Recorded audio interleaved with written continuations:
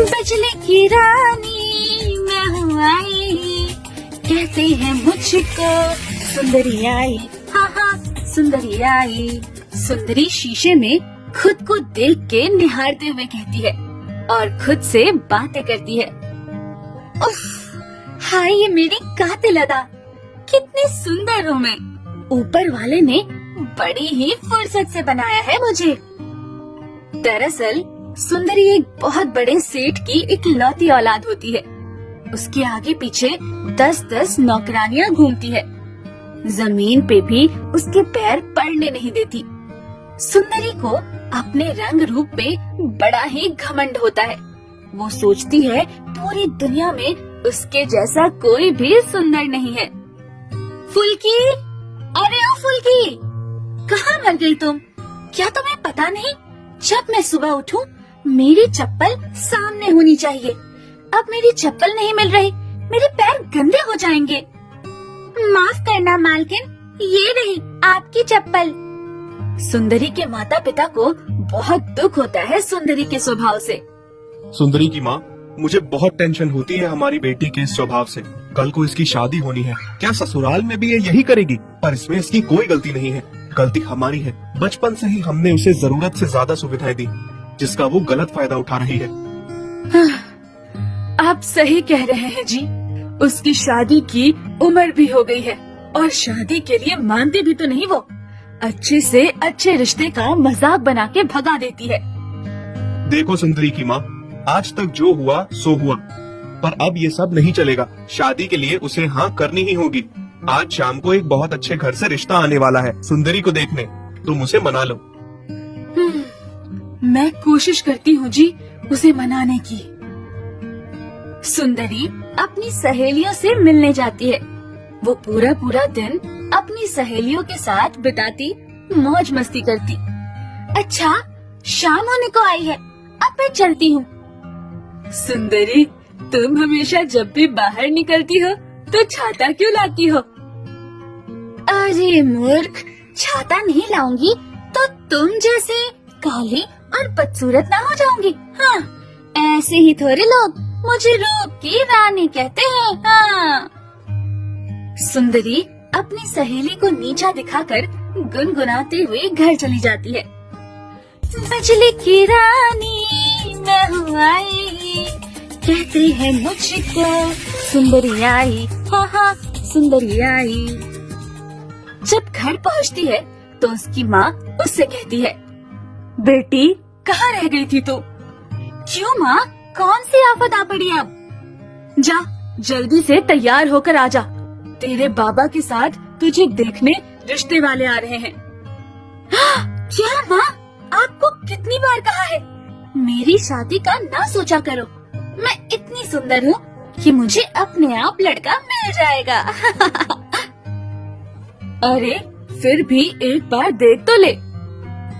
सुंदरी गुस्से में लाल पीली होकर कहती है, हाँ, आने तो दो, कौन आता है देखने?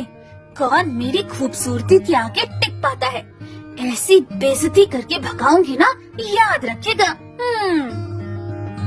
थोड़ी देर बाद मेहमान आते हैं। घर वाले उनकी खातिरदारी में लग जाते हैं। सुंदरी को देखने जो चूहा आया था वो जरा सा मोटा था। क्या पिताजी, मैं कहाँ और ये कहाँ? ये आपको कहाँ से मेरे बराबर का लगता है? ये तो आटे की बोरी जैसा दिखता है। इस तरह सुंदरी मेहमानों की बेइज्जती करके भगा देती है। उसके माता पिता सुंदरी के किए पे बहुत दुखी होते हैं, पर सुंदरी के आगे किसी की न चलती। कुछ दिनों बाद फिर से सुंदरी के लिए एक बहुत अच्छे घर से रिश्ता आता है। सुंदरी का पिता इस बार इस रिश्ते को किसी भी हाल में नहीं गंवाना चाहता था, इसलिए वो सुंदरी से खुद बात करता है। देख बेटी, इस बार मेरी नाक मत कटवाना, रिश्ता बहुत बड़े और अच्छे घर से है। ऐसे रिश्ते बार बार नहीं मिलते। इस बार कोई गड़बड़ मत करना, और अगर इस बार कुछ ऐसा किया तो उसकी तुम्हें बहुत बड़ी सजा मिलेगी। सुंदरी सोचती है, हाँ, पिताजी तो मुझसे बहुत प्यार करते हैं। आज तक बचपन से ऊंची आवाज में बात नहीं की तो सजा खाक देंगे। घर में फिर से मेहमान आते हैं। चूहा सुंदरी को देख के पसंद कर लेता है। पर सुंदरी, क्या पिताजी, आप भी मेरे लिए कैसे कैसे रिश्ते लेकर आते हैं? कोई ढंग का होता तो मान भी जाती। इसकी दाढ़ी देखी आपने, जैसे मुंह पे घास उगाई हो। ये कहते हुए सुंदरी उनका मजाक बनाती है। मेहमानों की इतनी बेइज्जती होने के बाद वो वहाँ से चले जाते हैं और सुंदरी के पिता को बहुत गुस्सा आता है। सुंदरी, तूने मुझे बहुत अपमानित किया आज फिर से। मैंने तुम्हें कहा था ना कि तुम्हें आखिरी मौका दिया है मैंने। अब मैं तुम्हारे लिए कोई अच्छा रिश्ता नहीं बल्कि किसी भिखारी से तुम्हारी शादी करवाऊंगा और यही तुम्हारी सजा है।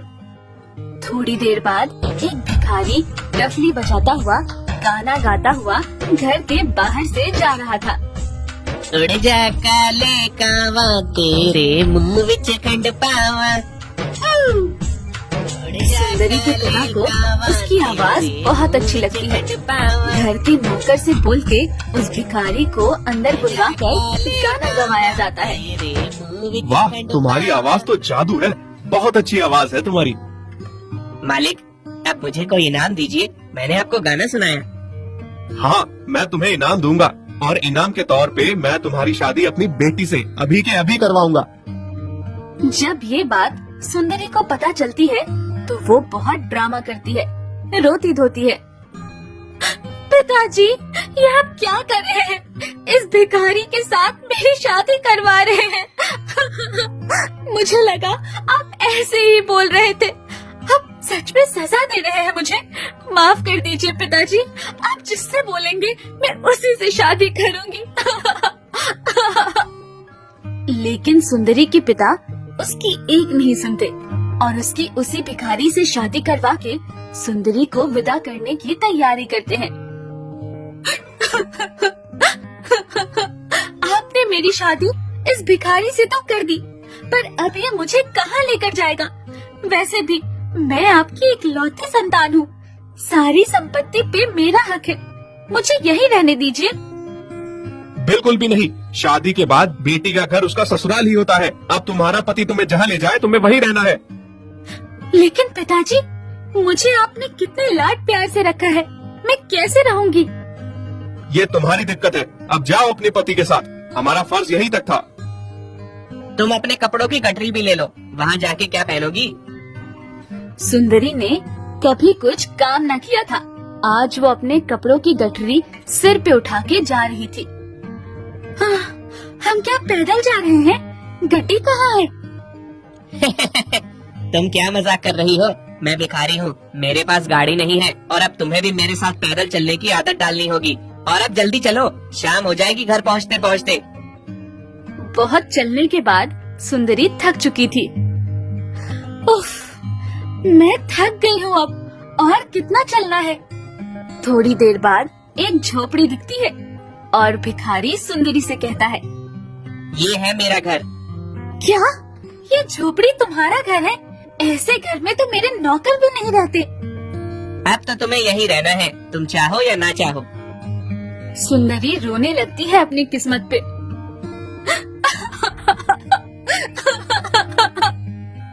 तभी उसे झोपड़ी के सामने एक महल दिखता है। अरे, ये महल किसका है? ये उसी का महल है जिसकी दाढ़ी का तुमने मजाक उड़ाया था। सुंदरी अपनी किस्मत को कोसती हुई कहती है, मैंने कितनी बड़ी गलती की, नहीं तो इस झोपड़ी के बदले में आज इस महल में होती, मेरी शादी इस महल में होती। अच्छा, बहुत भूख लगी है, अब जल्दी से चूल्हे में आग जला के खाना बनाओ मेरे लिए। खाना? मुझे खाना बनाना नहीं आता, मैंने कभी काम नहीं किया। काम नहीं किया तो करना होगा, मैं तुम्हारा पति हूँ और तुम्हें मेरे लिए खाना बनाना होगा। भिखारी सुंदरी के साथ उसकी मदद करके खाना बनवाता है। ऐसे ही थोड़े दिनों में सुंदरी खाना बनाना सीख जाती है और कुछ दिनों में भिखारी अपनी पत्नी से कहता है कि जो कुछ उसने भीख में लाया था वो सब अब खत्म हो चुका है, अब उसे भी उसके साथ काम में हाथ बटाना होगा। वो कहता है वो उसके लिए जंगल से बांस की लकड़ी काट के लाएगा और वो उसकी टोकरियां बनाएगी, फिर वो उन टोकरियों को बेचेगा। पर मुझे टोकरी बनानी नहीं आती। नहीं आती तो सीखो। इस तरह से सुंदरी टोकरियां बनाती है और उसकी उंगली बुरी तरह जख्मी हो जाती है। तुमसे ये काम भी नहीं होगा। ऐसा करता हूँ, मैं मिट्टी के बर्तन ले आता हूँ, तुम शहर जाकर उन्हें बेचो। सुंदरी से उसका पति हर वो काम करवाता है जो उसने कभी नहीं किया होता और अब सुंदरी को इस बात की चिंता थी कि मैं मिट्टी के बर्तन बेचने जाऊंगी तो मुझे कोई पहचान न ले और मेरा मजाक न उड़ाए। फिर वो अपने चेहरे को ढक के बर्तन बेचने लगती है। ऐसे ही कुछ दिन बाद भूखी प्यासी सुंदरी के सिर से बर्तन गिर जाते हैं और टूट जाते हैं। जब वो घर आती है तो उसका पति गुस्सा करते हुए कहता है, तुमसे तो कोई काम नहीं होता। चलो एक बात है, खाना बनाना अच्छा सीख गई हो। मैं तुम्हारी बात सामने महल में करता हूँ, शायद मालिक तुम्हें काम दे दे। ठीक है, जैसा आप कहें। इसी तरह सुंदरी महल में बावर्ची का काम करने लगी और सबके खाने के बाद जो खाना बच जाता उसे अपने और अपने पति के लिए घर ले आती। और फिर थोड़े दिन बाद महल में सजावट हो रही थी। बहुत सारे पकवान बने हुए थे। लगता है महल में किसी की शादी होने जा रही है। बड़े दिनों बाद ऐसा नजारा देखने को मिल रहा है। इतने सारे पकवान सुंदरी ने बहुत दिनों बाद देखे थे। वो थोड़े से गुलाब जामुन कटोरी में लेकर छुपा के घर ले जाती है। तभी वहाँ उस घर का दाढ़ी वाला राजकुमार आ जाता है और सुंदरी का हाथ पकड़ लेता है। सुंदरी को लगता है कि राजकुमार ने कटोरी देख ली शायद। मुझे माफ कर दीजिए राजकुमार, मैं चोर नहीं हूँ, मुझे जाने दीजिए। क्या तुमने मुझे पहचाना नहीं? मैं वही राजकुमार हूँ जिसकी दाढ़ी का तुमने मजाक बनाया था। राजकुमार अपनी दाढ़ी उतार देता है। अब पहचानो, मैं ही वो भिखारी हूँ जिससे तुम्हारी शादी हुई है। दरअसल मैं तुमसे प्यार करता था, तुमसे शादी करना चाहता था, पर तुमने हमारा अपमान किया। इसलिए मैंने और तुम्हारे पिताजी ने तुम्हें सबक सिखाने के लिए ये तरकीब बनाई। और तुम्हारे माता पिता भी यही हैं, और ये हमारी शादी की ही तैयारी चल रही है। क्या ये सब नाटक था? मुझे माफ कर दीजिए, मैंने आपका अपमान किया था। और पिताजी, मैंने आपको भी बहुत दुखी किया था, मुझे माफ कर दीजिए। सुंदरी अब पहले वाली सुंदरी नहीं थी, अब वो पूरी तरह बदल चुकी थी। राजकुमार ने उसका सारा घमंड चूर चूर कर दिया था। अब वो सारे वो काम करती जो राजकुमार ने उसे सिखाए थे। फिर राजकुमार और सुंदरी की महल में धूमधाम से शादी की गई।